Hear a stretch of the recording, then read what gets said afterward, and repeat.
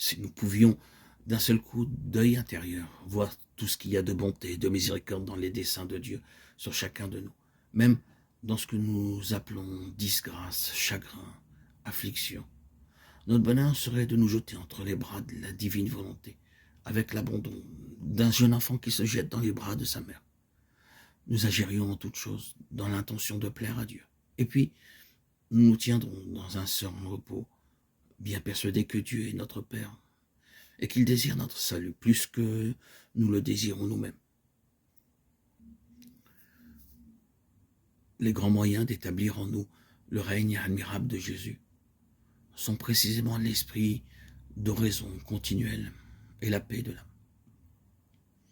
Rappelez-vous sans cesse et fixez-vous solidement cette vérité dans l'esprit et dans le cœur, que le plus grand moyen, et même le moyen infaillible d'avoir cette oraison continuelle, c'est de posséder son âme dans la paix devant notre Seigneur.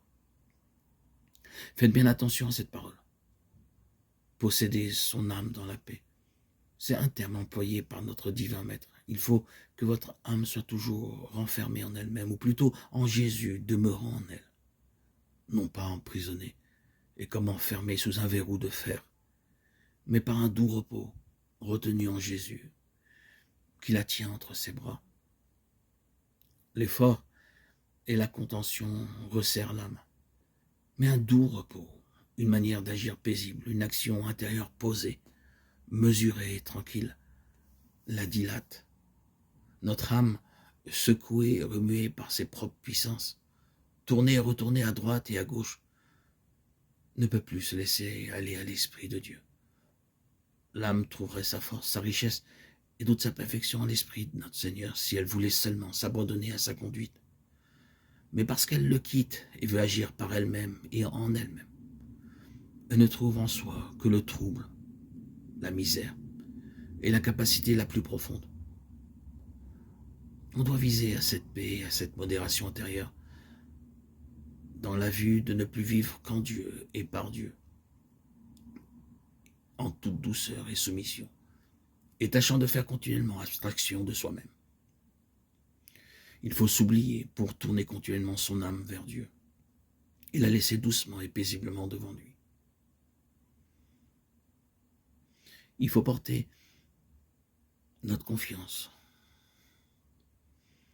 en notre Seigneur. Le craindre, c'est lui faire une grande injure. À lui qui est si bon, si doux, si aimable et si plein de tendresse et de miséricorde pour nous. On peut se tenir devant lui, tout couvert de confusion à cause de notre pauvreté, de notre abjection, mais il faut que cette confusion soit celle de l'enfant prodigue après son retour. Confiante et pleine de tendresse. Voilà comment nous devons paraître devant Jésus, notre bon Père et Seigneur. Être toujours dans les craintes que nous ne l'aimons pas, c'est probablement dans ces moments que nous l'aimons le plus et qu'il est plus près de nous que jamais. Ne mesurons pas notre amour envers notre Seigneur par notre sensibilité. C'est une bien petite mesure. Abandonnons-nous entre ses mains avec confiance et notre amour croîtra de plus en plus. Et nous nous en apercevrons pas à pas.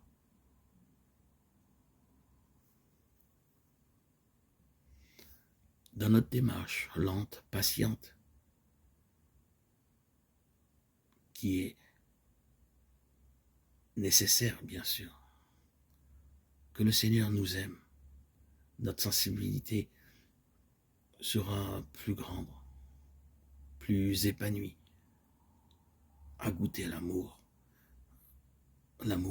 de notre Seigneur, cet amour non charnel, non conditionnel, non passionné, cet amour venant de Dieu qui vient s'imprimer peu à peu dans nos cœurs et se diffuser en nous, s'infuser en nous pour pouvoir le partager à profusion.